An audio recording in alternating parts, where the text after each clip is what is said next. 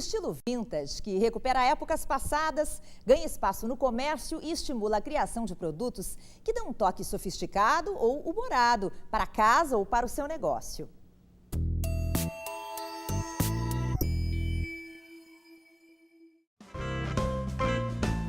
A fachada não revela muita coisa. Parece um salão de beleza como outro qualquer. Mas basta colocar o pé no estabelecimento para perceber que não se trata de um cabeleireiro comum. O aspecto impessoal foi substituído por muitos objetos trazidos pelo proprietário. Geladeira, máquina de costura e rádio do século passado são alguns dos elementos que transformam o local em um ambiente vintage. Para fugir do lugar comum e trazer personalidade ao seu ambiente, seja ele profissional ou pessoal, é preciso estar atento a tudo que se passa ao seu redor. Essa carcaça da Kombi, por exemplo, foi encontrada, sabe onde? No lixo. E eu me dei conta de que as pessoas jogam muita coisa boa no lixo, né? A gente vive numa sociedade onde o maravilhoso é descartar, e descartar muitas das vezes o que é bom. Eu encontrei uma peça que casualmente esse sofá que nós estamos sentados, esse sofá estava atirado no lixo. Eu chamei o meu estofador, mandei que fizesse uma boa recauchutagem nele e hoje ele está aqui. É só realmente refazer, né? Fazer uma reforminha. Olha que lindo, que bacana. Luxo no lixo. Então tu tem que ter um olhar mais acuidado, né? Para poder perceber o que as pessoas descartam. E além do sofá, o que mais as pessoas descartam? Descartam geladeiras, por exemplo. Eu tenho uma geladeira datada de 1956, uma Frigidaire, né? Tem muita coisa boa em antiquário e que agora as pessoas começam a descobrir o valor dessas peças, não só pela qualidade, mas também pela beleza do design dessas peças. Então, prestem atenção nos antiquários e no lixo também. Depois de dar o seu toque pessoal e transformar o salão de beleza em um ambiente vintage, Fernando quer ir além. Sua veia de professor falou mais alto e ele aproveitou até as paredes do salão para ensinar. Como professor de história, eu não podia deixar isso passar, né? E eu estava falando de um período, né? De um período da melhor época. Então eu fiz uma retrospectiva do século passado. Eu comecei essa retrospectiva na Belle Époque em 1810 e cheguei então a 2011 com a coroação da primeira mulher presidente no Brasil, que foi a dona Dilma Rousseff. A ideia para daqui adiante é transformar o meu salão num antiquário. A ideia é que o cliente chegue aqui, faça o cabelo, enfim, se embeleze, se encante com as peças e leve para casa. Mas agora a gente vai ver que para decorar um ambiente ao estilo vintage, a gente não precisa recorrer só a objetos antigos. Aqui, no ateliê da Cláudia Schmidt, a gente vai conhecer um pouquinho mais o trabalho que ela faz com rótulos de velas, que nos remetem a toda essa atmosfera de uma época que já passou.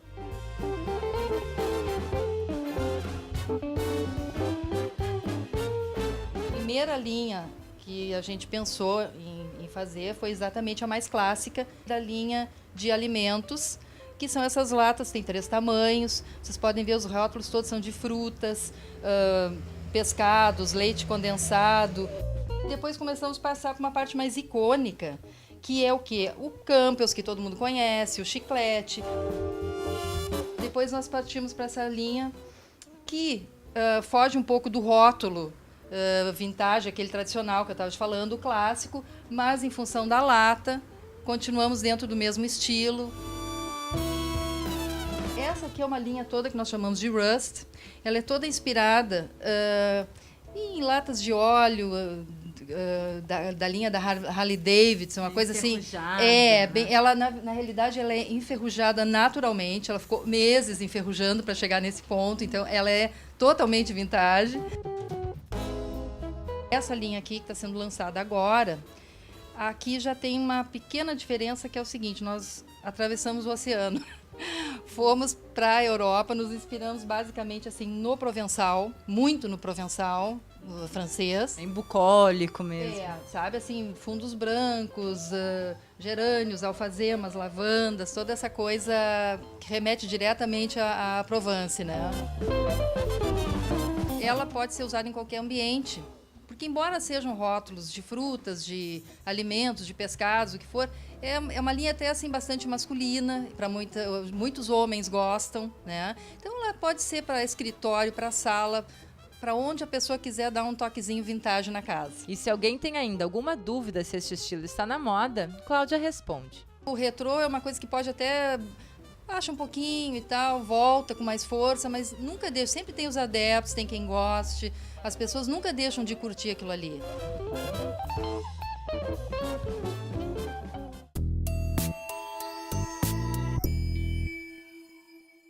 E eu sigo a minha entrevista deste sábado aqui no Imóvel Class TV com a advogada especialista em direito imobiliário, Luciana Martinez.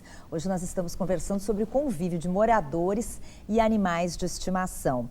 Luciana, eu queria falar um pouquinho sobre essa questão de razoabilidade. Quer dizer, que eu acho que a melhor solução para quem vive em condomínio, tendo ou não tendo animais de estimação, é tentar resolver com bom senso. Isso. Tu falaste umas coisas na primeira parte da entrevista que eu fiquei preocupada. Quer dizer, a questão de deixar os bichinhos fazerem as necessidades ali e não limpar. Isso é uma questão de higiene, é o mínimo que se espera de alguém que tenha um animal de estimação, né? O que tu diria, assim, que seria o razoável para quem quer ter animais de estimação num condomínio? Sim. Lúcia, a gente tem que trabalhar dentro do condomínio em cima do bom senso, né? Nós vivemos se tu vives uma comunidade condominial, tu precisa ter bom senso e razoabilidade. Se eu tenho um vizinho meu que tem um animal, que o animal já sai do apartamento e já no corredor faz suas necessidades e o responsável pelo animal não limpa, isso é uma questão de salubridade, né? Então tem que ser resguardado esse direito do teu vizinho. É evidente que tu tem, como eu já falei, é evidente que tu tem o teu direito de ter o animal dentro da tua unidade. Porém, tu tem que pensar sempre que tu vive numa comunidade condominial. E as pessoas que vivem na comunidade, elas têm que se preocupar um pouquinho com o próximo, né? Isso é uma questão de bom senso. A mesma coisa do que deixar um animal sem coleira, por exemplo. Exatamente. Eu imagino que na maioria dos condomínios seja obrigatório, né? Andar com os animais. Se não está obrigatoriamente escrito na convenção de condomínio, voltando uma questão de razoabilidade e bom senso. Não esperem que as convenções condominiais, elas levem à exaustão todos os detalhes, entendeu? Você tem que manter o seu animal numa coleira, você tem que levar no colo isso ou aquilo. Procure ter sempre o bom senso e a razoabilidade de pensar naquele teu vizinho que não tem um animal, que não está acostumado com o animal, que tem uma criança que não está acostumada com o animal, pode se assustar se estiver sem coleira. Evidentemente, as questões de higiene, ao levar o animal para fazer suas necessidades, limpar, recolher os dejetos, né? Isso é o mínimo que se pode esperar de um condômino atento à sua comunidade, né? Isso é muito importante. Bom, não se chegou a um acordo, se tentou de tudo. Quais são os passos de um lado e de outro, né? Porque a gente tem que imaginar os dois lados, né, Luciana? A gente procura sempre pedir para o síndico notificar, né? Conversar primeiro, é claro. Mas não deu, como tu falou, não conseguiu nenhum sucesso. Vamos notificar esse condômino, né? Se tiver previsto na convenção, se menciona a convenção de condomínio. Se não está previsto na convenção de condomínio, se faz uma notificação com base no Código Civil, né? O direito dos condôminos de ter sossego, segurança e salubridade. Caso também a notificação e as multas impostas não tenham sido pagas, enfim, vai se buscar o judiciário, né? O judiciário vai tentar resolver isso de forma a manter o animal, porque a tendência é manter o animal dentro da residência. Só que, evidentemente, ou impondo, eu já vi casos de dano moral para o condomínio, porque passou dos limites da razoabilidade, dejetos deixados nos corredores, cachorros que latem muito, enfim, que tiram o sossego, o proprietário do apartamento pode até lhe ser imposta uma multa, uma penalidade pecuniária, dinheiro mesmo. Geralmente essas punições são em dinheiro ou não?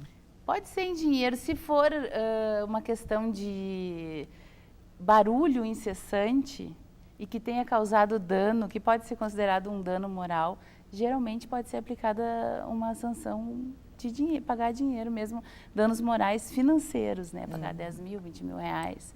O que acontece muito é que os condôminos, ao serem notificados ou multados, né, eles vão no judiciário para tentar reverter essa multa, para que essa multa não seja aplicada.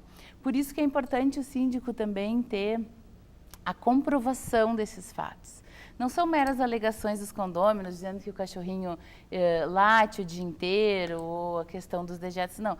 Tem que ter comprovado isso, tem que gravar o barulho, tem que fotografar a pessoa andando com um animal, ou ele latindo para uma criança no condomínio, para um idoso, alterando a rotina tranquila daquele condomínio. Isso é muito importante. Porque se tu vai no judiciário buscar essa anulação das multas, por exemplo, ou, por outro lado, se tu vai cobrar essas multas no judiciário, tu tens que ter comprovação. O judiciário não assiste à falta de razoabilidade de nenhum dos lados. Sim. Ele precisa de provas. Isso é importante. Bom, mas a dica primeiro é tentar chegar a um acordo, Certamente, né, doutora? certamente. Obrigada pela sua participação aqui com a gente. Muito obrigada, Lúcia. Eu conversei hoje com Luciana Martinez, advogada especialista em direito imobiliário. O Salão do Imóvel, que terminou no último domingo, registrou um crescimento de negócios de 18% em relação à edição anterior. O maior evento de ofertas imobiliárias do estado movimentou 72 milhões de reais nos 4 dias. 8.000 pessoas passaram pelos 30 estandes instalados no Bourbon Valley, em Porto Alegre. Em instantes, tem piscinas aqui no Imóvel Class TV. Com a chegada do verão, você vai conhecer tecnologias de automação e alternativas de móveis para compor um ambiente de lazer.